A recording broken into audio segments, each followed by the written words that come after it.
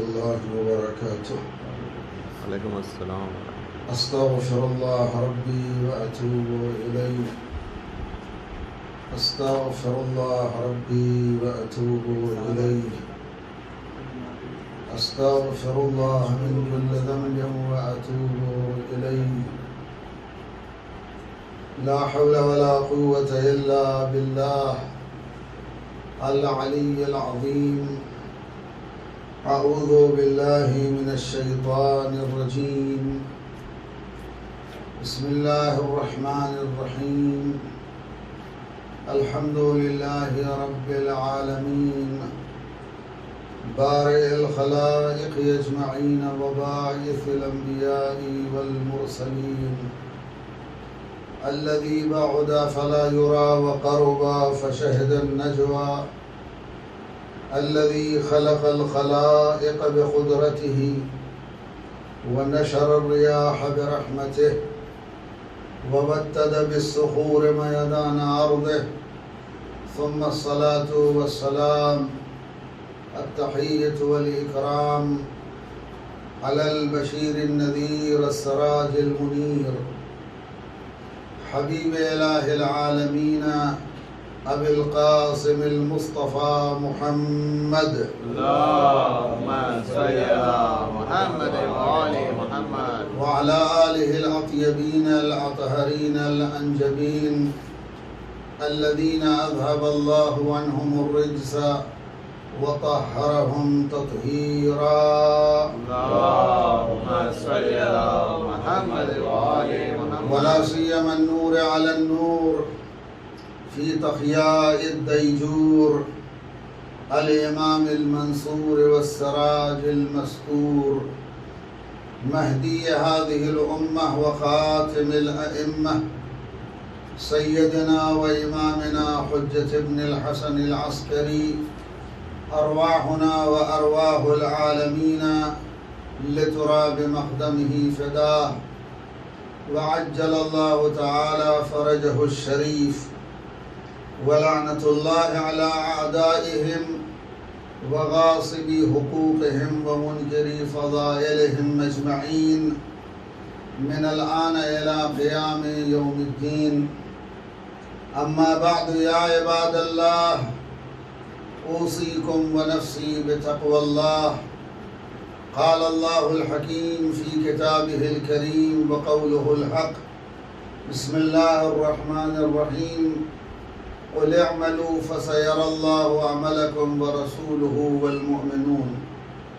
عزیزان گرامی، سب سے پہلے میں خود اپنی نفس خبیثہ اور نفس امارہ اور آپ تمام حضرات کو خوف خدا اور تقوی الہی کی طرف دعوت دیتا ہوں.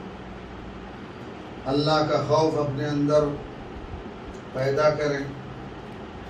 خدا بند عالم توفیق دے اہل بیت کے صدقے میں کہ خوف الہی کی دولت ہم سب کو نصیب ہو. جس آیت کی تلاوت آپ کے سامنے کی ہے اس میں ارشاد ہو رہا ہے قل اعملوا فسيرى الله عملكم ورسوله والمؤمنون. اے میرے حبیب، آپ اپنی امت سے یہ فرما دیں، کہہ دیں کہ تم جو چاہتے ہو کرو، جو عمل کرنا چاہتے ہو انجام دو، لیکن ایک بات کا خیال رہے کہ اللہ تمہارے عمل کو دیکھ رہا ہے، اس کا رسول دیکھ رہا ہے اور مومنین دیکھ رہے ہیں. یعنی کوئی بھی ہمارا عمل، کوئی بھی ہمارا کام نہ تو اللہ سے پوشیدہ ہے اور نہ رسول اللہ سے پوشیدہ ہے اور نہ ائمہ معصومین علیہم الصلاۃ والسلام سے پوشیدہ ہے.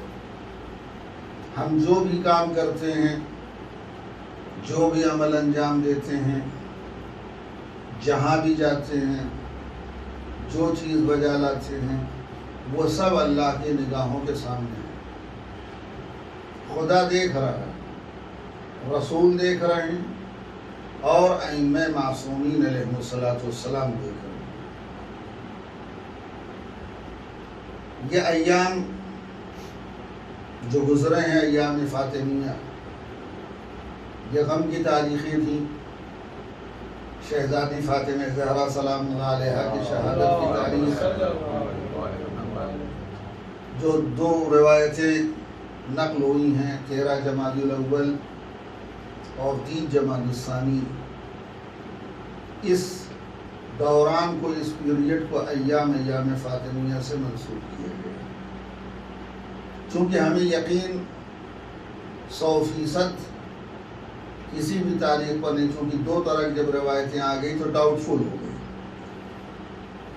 کہ 13 جمادی الاول شہادت کی واقعی تاریخ ہے یا 3 جمادی الثانی شہادت کی حقیقی تاریخ ہے۔ لہذا جب ہم شیور نہیں ہیں، 100% نہیں ہیں، تو ہم 2 تاریخوں میں بھی غم مناتے ہیں۔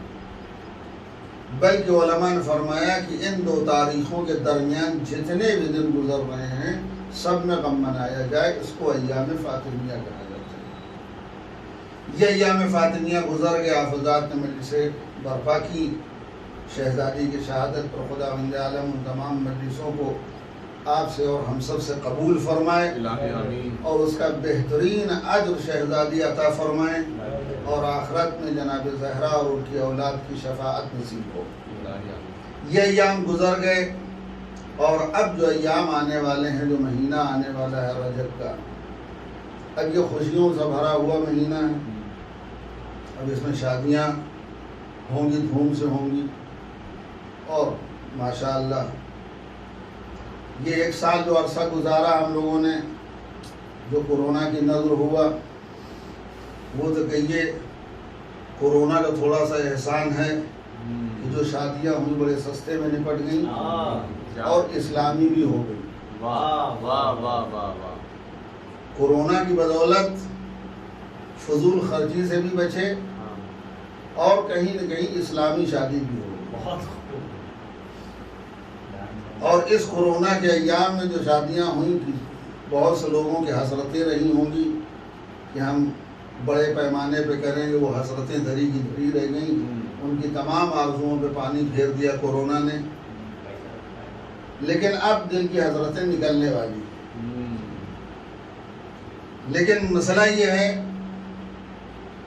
کہ ہم جس مذہب سے تعلق رکھتے ہیں، جن ائمہ معصومین کو ہم اپنا فالوور مانتے ہیں، ہادی مانتے ہیں، رہنما مانتے ہیں، ان کی سیرت کیا تھی، ان کا کردار کیا تھا، ہم کو اپنے کردار، ان کے کردار کو اپنے اندر بچانا اور بسانا پڑے گا، تب تو ہم حقیقی شیعہ ہیں۔ اس لیے کہ ہم غذائیں کھاتے ہیں، اس کا سائیڈ ایفیکٹ بھی ہوتا ہے، اس کا اثر بھی ہوتا ہے۔ حلال غذا کھائیں گے تو اس کا اثر کچھ اور ہوگا، حرام غذا کھائیں گے تو اس کا سائیڈ ایفیکٹ کچھ اور ہوگا۔ ہماری زندگی گزارنے کا طریقہ کچھ اور ہے، اور اہل بیت علیہ السلام کی زندگی گزارنے کا طریقہ کچھ اور ہے۔ لیکن اگر ہماری اور اہل بیت کی زندگی گزارنے کے طریقے میں فرق ہے، ان کی زندگی گزارنے کا جو طریقہ ہے اگر اس روش پر ہم نہیں چل رہے ہیں، اس کا مطلب یہ ہے کہ ہم صرف زبانی ان کو مانتے ہیں، عمل کے میدان میں ان کو سیرت کو اپنانے کے لیے قائل نہیں اور تیار نہیں ہے۔ یہ نہیں ہو سکتا کہ ایک مسجد ہو جہاں پہ 2 نماز کی جماعت ہو رہی ہو، اب ظاہر سی بات آپ دونوں میں تو شریک نہیں ہو سکتے، ایک امام کے پیچھے اقتدا کریں گے آپ۔ مثال کے طور پر آپ نے فلاں کے پیچھے نیت کی جماعت کی نماز، نیت آپ نے ان کے ساتھ کی، لیکن رکوع اور سجدہ بغل والے کی آواز پر کر رہے ہیں۔ جماعت پڑھ رہے ہیں ان کے پیچھے، نیت آپ کی ان کے پیچھے، اور رکوع اور سجدہ بغل والے کی آواز پر کر رہے ہیں، تو کیا واقعاً ہم اس کی جماعت کو کہیں گے کہ ہم جماعت میں شامل ہیں؟ نہیں کہیں گے۔ اگر ہم ائمہ معصومین کو مانتے ہیں، اگر ان کو اپنا امام مانتے ہیں، سبحان اللہ سبحان اللہ، تو ہمارا کردار بھی انہی کے کردار کے مطابق ہونا چاہیے۔ کیا کہیں گے، واہ۔ لیکن اگر ہم ان کو مانتے ہیں اور ہمارا عمل کسی اور کے کہنے پر ہو رہا ہے، کسی اور کی سیرت پر ہو رہا ہے، کسی اور کے فعل پر انجام دے رہے ہیں اپنا فعل، تو ہم ان کو اپنا امام نہیں مان رہے ہیں۔ اب توجہ فرمائیں تھوڑی سی کہ ہم کس کو مان رہے ہیں، کس کی سیرت پہ عمل کرنا، کس کو اپنا ہادی اور رہنما مانا۔ ہم ائمہ معصومین کو ہادی اور رہنما، ہمارے یہاں کیا ہوتا ہے شادیوں میں؟ ہزاروں لاکھوں روپے خالی تو خرچ کر دیتے ہیں شادی کارڈ پر۔ کیوں؟ لاکھوں روپے کھانے پر، لاکھوں روپے ڈیکوریشن پر، لاکھوں روپے گفٹ پر، لاکھوں اور کروڑوں روپے جہیز پر۔ یہ سب کیوں؟ ہم اپنی اس جھوٹی شان اور شوکت اور اسٹیٹس کو مینٹین کرنے کی خاطر کرتے ہیں جس کا اسلام میں کوئی تصور نہیں، جس کا اسلام سے کوئی تعلق نہیں۔ 100 روپے، 500 روپے، 1000 روپے کا کارڈ چھپواتے ہیں، ایک کارڈ۔ اس کا نتیجہ کیا ہوتا ہے؟ 1000 روپے، 500 روپے کا کارڈ جو آپ دیکھتے ہیں تو دیکھ کر کے کب ہے رکھ دیا جاتا ہے۔ یہ کہاں جائے گا؟ پھینکا جائے گا، پھینک دیا جائے گا۔ اس مصرف نہیں ہو، اس کا استعمال نہیں ہے۔ ایک بار آپ نے دیکھا کہاں سے آیا ہے، کب ہے، ڈال دیا ردی کے ٹوکری، پھینک دیا جائے گا۔ یہ 1000 روپے برباد ہوئے یا نہیں؟ برباد ہو رہے یا نہیں؟ اگر آپ اسی صاحب سے جا کر کے، یہ غریب بچی ہے جس کی شادی کے لیے 20,000 روپے کی ضرورت ہے، آپ دے دیجیے، جواب کیا ملتا؟ ہمارے پاس اتنا نہیں، حالات اچھے نہیں، کاروبار تھوڑا سا کورونا کے چکر میں ڈاؤن ہے، مار پڑی ہے۔ ہم ہزاروں روپے، لاکھوں روپے کارڈ پر برباد کرنے کے لیے تیار ہیں، لیکن ایک غریب بچی کی شادی میں 20,000 روپے، 10,000 روپے دینے ملتے ہیں۔ یہ کیا ہے؟ لاکھوں روپے کھانے پہ خرچ کر دیں گے، 500 روپے، 1000 روپے کی ایک پلیٹ، ایک آدمی کا خرچ ہے۔ نتیجہ کیا ہوگا؟ صبح کیا ہوگی؟ وہ غذا گندگی بن کے نکل جائے گی۔ 1000 روپے تھوڑی دیر کی خاطر، ذرا دیر کے ذائقے اور ٹیسٹ کی خاطر برباد کرنے کے لیے ہم تیار ہیں نہیں، لیکن ایک غریب بچی جس کا گھر بسنا ہے اس پر خرچ کرنے کے لیے تیار ہیں۔ جبکہ ہم یہ لاکھوں روپے خرچ کر دیں گے، برباد کر دیں گے، کوئی صلہ نہیں ملنے والا ہم کو، لیکن اگر ایک غریب بچی کی شادی کر کے اس کا گھر بسا دیں گے، جب تک وہ سکون سے زندگی گزارے گی اس پیسے کا ثواب ہم کو ملتا رہے گا، لیکن ہم اس پر توجہ نہیں دیتے۔ یہ ایک ہماری زندگی ہے شادی کرنے، یہ ہمارا طریقہ ہے زندگی گزارنے، اور ایک طرف اہل بیت علیہ السلام کی زندگی ہے۔ صدیقہ طاہرہ فاطمہ زہرا سلام اللہ علیہا کی شادی کتنی سادگی کے ساتھ ہوئی۔ وہ خاتون جو جنت کی عورتوں کی سردار، اولین و آخرین کی عورتوں کی سردار ہے، جس کا عقد خود خدا نے عرش پر پڑھا، سبحان اللہ، جس کی تقریب کے لیے جنت کو سجایا گیا، جس کی شادی میں حوریں آراستہ ہوئیں، اور زمین پر اس کی شادی کتنی سادگی کے ساتھ ہوئی۔ کوئی معمولی ہستی نہیں ہے، کائنات میں سب سے عظیم ترین فرد کی بیٹی، اور کائنات میں عظیم ترین فرد کی زوجہ، اس کی بیٹی، اس کی شادی میں کیا ہو، کتنی سادگی کے ساتھ سرکار دو عالم محمد مصطفیٰ صلی اللہ علیہ وآلہ وسلم نے شادی کی۔ آپ یہ غور فرمائیں، یہ باتیں جو ہیں، اور اگر ہماری آواز اور لوگوں تک پہنچ رہی ہے تو سنیں غور سے۔ جناب زہرا سلام اللہ علیہا کون؟ جو خاتون جنت، جنت کی تمام عورتوں کی سردار، اس کی شادی میں کیا اہتمام ہے، اس کے جہیز میں کیا ملا تھا؟ جناب شیخ صدوق، جناب شیخ طوسی رضوان اللہ علیہ نے اپنی کتاب امالی میں ایک فہرست بیان کی ہے جو شہزادی کو جہیز میں ملا تھا۔ ایک پیراہن جس کی کل قیمت 7 درہم تھی، ایک عدد مکھنا، دوپٹہ جس کو بولتے ہیں،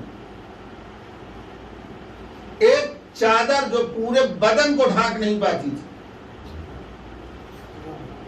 ایک بڑی سی چادر جو تخت پر بچھانے کے لیے ہوتی تھی، لیکن وہ بھی لکڑی کی اور پتوں کی تھی،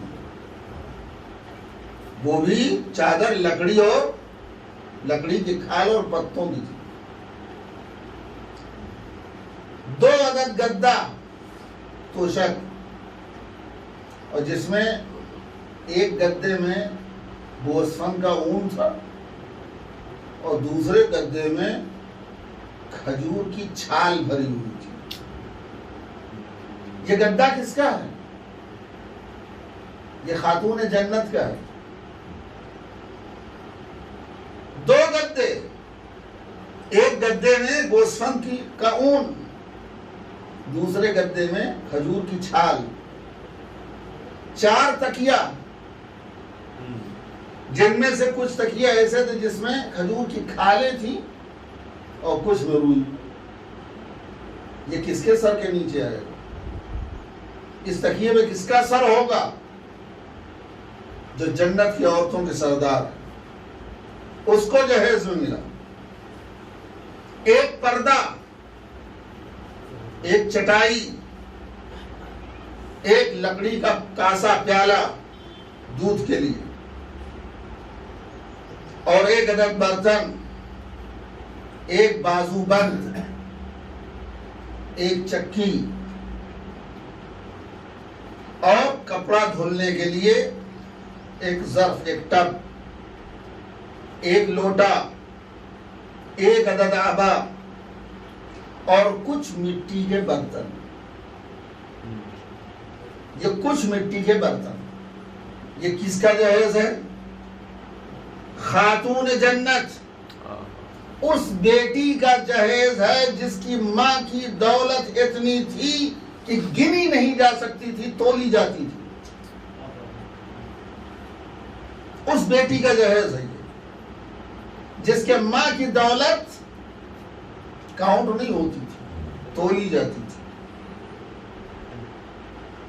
اتنی عظیم ہستی کی بیٹی کی شادی، پیغمبر چاہتے تو پتھروں کو اشارہ کرتے تو ہیرے جواہرات بن جاتے، پیغمبر چاہتے تو اپنی بیٹی کے ہاتھوں کو سونے اور چاندی سے بھر دیتے، پیغمبر چاہ لیتے تو اپنی بیٹی کے سر پر ہیرے جواہرات کا تاج رکھ دیتے، پیغمبر چاہتے تو اپنی بیٹی کے بدن پر بہترین سے بہترین کپڑا پہناتے، لیکن پیغمبر نے سادہ شادی کر کے یہ درس دے دیا کہ یہ زیورات، یہ ہیرے جواہرات لا کر کے زینت بن سکتے ہیں، اولاد میں منتقل نہیں ہوتے۔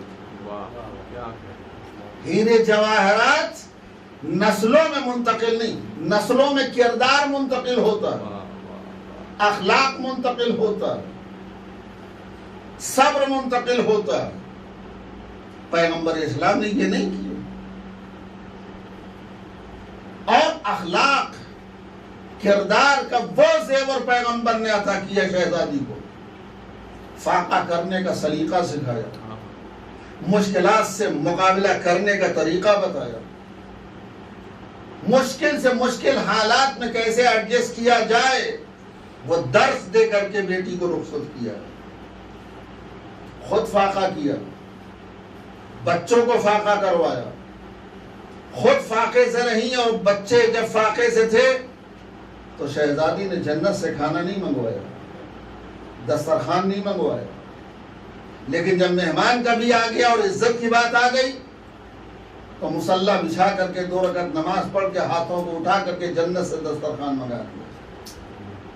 لیکن 3 دن تک بچے بھوکے رہے، کبھی جنت سے کھانے نہیں ملے. کیوں؟ اس لیے کہ کردار، اخلاق. ہم رشتے کرتے ہیں، بڑا گھرانہ ڈھونڈتے ہیں، موٹی پارٹی ڈھونڈتے ہیں، پیسے والا ڈھونڈتے ہیں. کوئی ایسا گھرانہ ہو، ایسی جگہ شادی کرواؤ جس میں دولت بے پناہ اور اکلوتی بیٹی ہو تو کیا کہنا. کوئی اور اولاد نہ ہو تو ماشاء اللہ، تاکہ باپ کے مرنے کے بعد سب ہماری ہو. یہ ہمارا مزاج ہے. نتیجہ کیا ہوتا ہے؟ اس کا اثر نسل پر ہوتا ہے. اس کا اثر نسل پر ہوتا ہے. بچوں میں جو چیز منتقل ہوتی ہے وہ ماں باپ کی فکر منتقل ہوتی ہے، ماں باپ کا کردار منتقل ہوتا ہے. یہی وجہ ہے کہ امیر المومنین علی ابن ابی طالب علیہ السلام جناب صدیق طاہرہ کی شہادت کے بعد جب جناب عقیل سے فرمایا کہ بھیا کوئی ایسا گھرانہ تلاش کرو کہ جہاں میں شادی کروں، ایسا خاندان بتاؤ، بہادر خاندان بتاؤ کہ جس سے شادی کروں تو بہادر بیٹا پیدا ہو. علی یہ نہیں فرمایا کہ جا کر کے عرب میں کوئی بڑھیا مالدار گھرانہ ڈھونڈو جہاں شادی کریں. کردار ڈھونڈوایا علی، کردار ڈھونڈو. امیر المومنین نے ایسے خاندان کا انتخاب کیا کہ جہاں بہادری، شجاعت منزل کمال پر تھی، اور نتیجے میں ایسا بیٹا پیدا ہوا جو ہو بہو علی کی تصویر بنی. سبحان اللہ، سبحان اللہ. یہ رشتے جو ہوتے ہیں. اب آپ بتائیے، یہ 2 طریقے ہو گئے، ایک اہل بیت کا کردار، ایک طرف ہمارا کردار. ہماری روش، ہماری زندگی گزارنے کا طریقہ کیا اہل بیت کی زندگی گزارنے کے طریقے جیسا ہے؟ ہماری شادیاں ویسے ہی ہو رہی جو اہل بیت نے کی ہیں جیسے؟ ہمارے اندر وہی کردار ہے جو اہل بیت چاہتے تھے؟ تو مثال تو وہی ہو گئی نا. جماعت کی نیت کی ہے، فلاں کے پیچھے نماز پڑھ رہا ہوں اور رکوع کر رہے ہیں بغل والے کی آواز پر. امامت کے قائل ہیں علی کے، عمل ہے ہمارا دشمنان علی والا. ان کی آواز پر لبیک کہہ رہے ہیں، ان کے جیسا کردار ہمارا ہے، ان کے جیسا اخلاق ہمارا ہے، ان کے جیسا رہن سہن ہمارا ہے. یہ کیسے ہو سکتا ہے؟ ایک وقت میں 2 چیزیں جمع نہیں ہو سکتی، ضد نہیں جمع ہو سکتی. اس وقت دن بھی ہو رات بھی ہو، نہیں ہو سکتا، پاسبل نہیں ہے. نور اور ظلمت ایک ساتھ جمع نہیں ہو سکتی. اجالا اور اندھیرا ایک ساتھ نہیں ہو سکتا. اگر ہم اہل بیت کو مانتے ہیں تو کردار بھی ہمارا اہل بیت والا ہونا چاہیے. چونکہ پیغمبر اسلام نے فرمایا ہوا انا شجرۃ طیبہ، میں شجر طیبہ ہوں، وعلی فرعها، علی اس کی شاخ ہے، وفاطمۃ لقاحها، اور فاطمہ اس شجر طیبہ کا پیوند ہے، والائمۃ من ولدہ ثمرها، اور تمام ائمہ اس درخت کے پھل ہیں، وشیعتنا اوراقها، ہمارے شیعہ اس درخت کے پتے. کیا مطلب پتے؟ عزیزو، درخت کی پہچان شاخ سے نہیں ہوتی، پتوں سے ہوتی. آپ ٹہنی ہاتھ میں لیے رہیے، پتہ نہیں لگا سکتے کس چیز کا درخت ہے، کس چیز کی ٹہنی ہے. لیکن پتا ہاتھ میں آ جائے تو پتہ چل جائے کس چیز کا درخت تھا. پتے کو دیکھ کر کے درخت کی پہچان اور شناخت ہوتی ہے. اور پیغمبر نے فرمایا وشیعتنا اوراقها، ہمارے شیعہ اس درخت کے پتے ہیں. جب پتے ہیں ہم اور پتوں سے درخت کی پہچان ہوتی ہے تو پتوں کا کردار بھی ایسا ہو تاکہ درخت بدنام نہ ہونے پائے. پتوں کا اخلاق بھی ایسا ہونا چاہیے درخت کی بدنامی کا سبب نہ بننے پائے.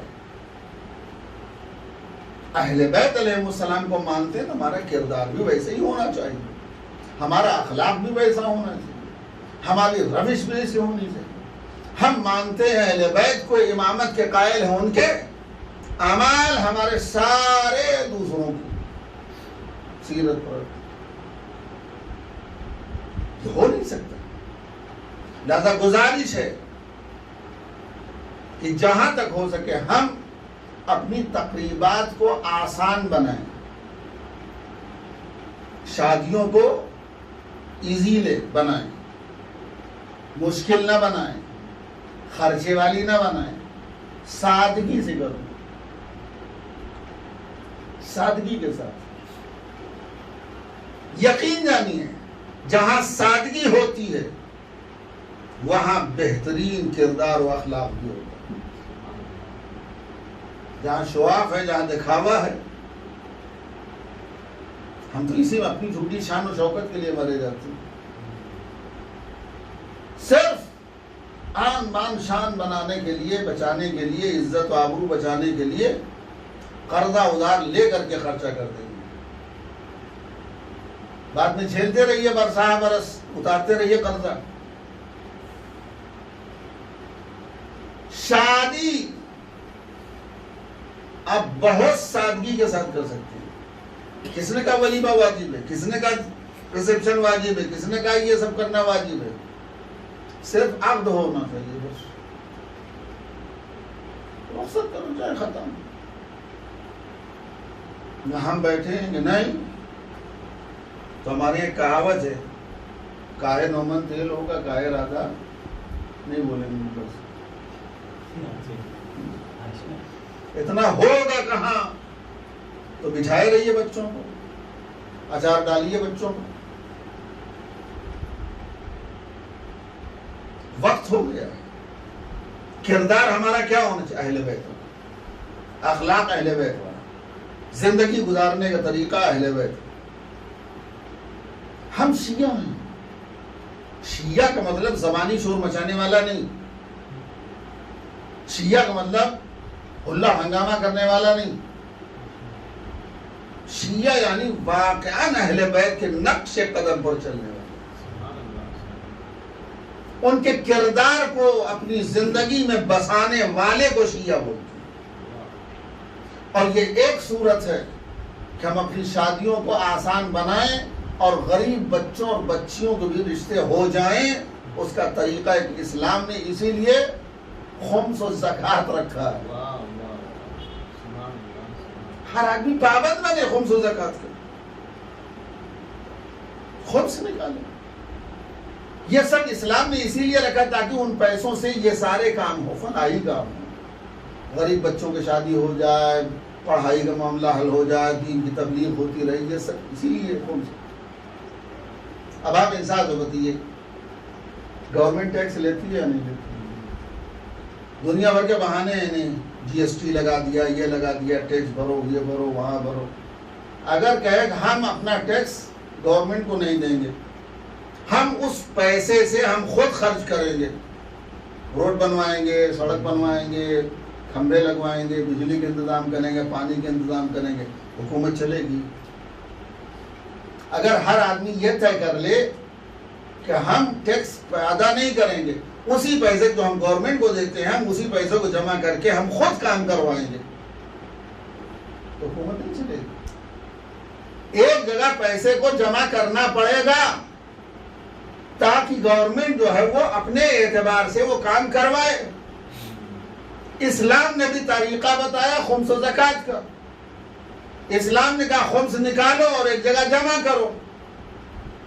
لیکن ہمارا مزاج کیا ہے, اولا تو سب نکالتے ہی نہیں خمس, اور جو نکالتے بھی ہیں وزیر بھائی کہتے مولانا 100 روپے خمس نکالا, کیا اجازت دیتے کہ میں خرچہ کر دوں؟ 100 روپے نکالا ہے جس میں سے 50 روپے امام کا حق اور 50 روپے سید کا. سید کو تو پہلے سے دے دیا, 50 روپے جو بچے ہیں امام کے اکاؤنٹ میں جانا ہے کھاتے میں، اس کو بھی نہیں چاہتے کہ امام کے اکاؤنٹ میں جائے، چاہتے کہ میں خود ہی خرچہ کر دوں، مولانا پرمیشن ہے میں کسی غریب کو دے دوں.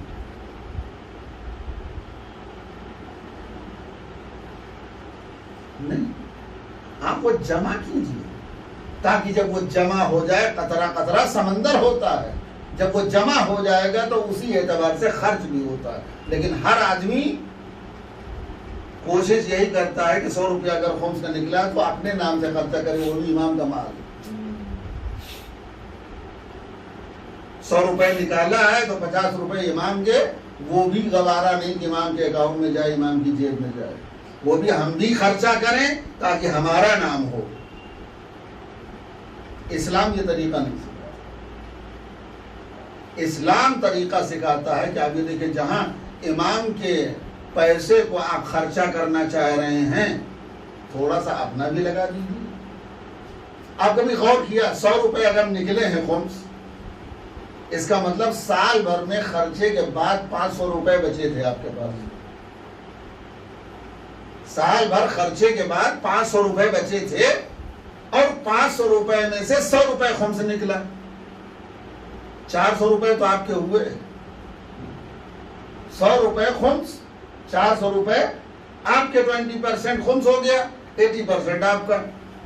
تو آپ چاہ رہے ہیں کہ وہ 20% جو خمس نکلا ہے سہم سادات آدھا دے دیا، آدھا بچا ہے وہ بھی آپ خود خرچہ کرنا چاہتے ہیں. تو بھیا 80% جو آپ کی جیب میں بچا ہے 10% اس میں سے خرچہ کر دو.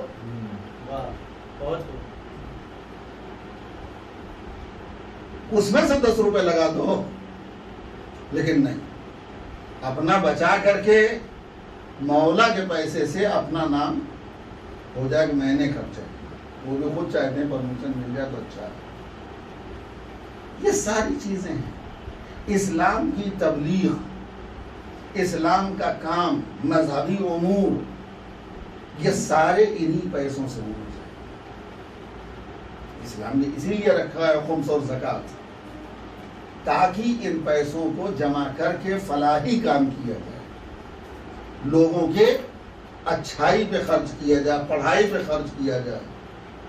لیکن ایسے افراد بہت کم ہیں جو واقعاً اپنا پیسہ خرچ کرنا چاہتے ہیں. ہماری مثال وہی ہے کہ حلوائی کی دکان پہ دادا کا فاتحہ، اپنی جیب سے نہ جائے، سامنے والے کا خرچہ کروا دو. اللہ ہم سب کو توفیق دے کہ واقعا دین کی تعلیمات کو سیکھیں اور اس پر قاعدے سے عمل کریں، اور ہمارا کردار بھی ویسا ہی ہو جو اہل بیت کا کردار تھا. پروردگار تجھے واسطہ ہے محمد وآل محمد علیہ السلام کا، ہمیں اسلامی طریقے اور اس کی روش پر زندگی گزارنے کی توفیق عنایت فرما. پروردگار تجھے واسطہ محمد وآل محمد کا، یہ حضرات جو نماز جمعہ کے لیے تشریف لائے ہیں ان کی جو حاجتیں ہیں قبول فرما، ان کے کاروبار میں برکت عنایت فرما، ان کو صحت و سلامتی عطا فرما، ہمارے درمیان پیار، محبت، اتحاد، اتفاق، بھائی چارہ قائم فرما. ہم سب کو مل جل کر کے ایک ساتھ دین کی خدمت کرنے کی اور اہل بیت کے چاہنے والوں کی خدمت کرنے کی توفیق عنایت فرما. امام عصر علیہ السلام کو ہم سب سے راضی و خوشنود فرما، امام کے ظہور میں تعجیل فرما. اعوذ باللہ من الشیطان الرجیم، بسم اللہ الرحمن الرحیم. والعصر ان الانسان لفی خسر الا الذین آمنوا وعملوا الصالحات وتواصوا بالحق وتواصوا بالصبر. صدق اللہ.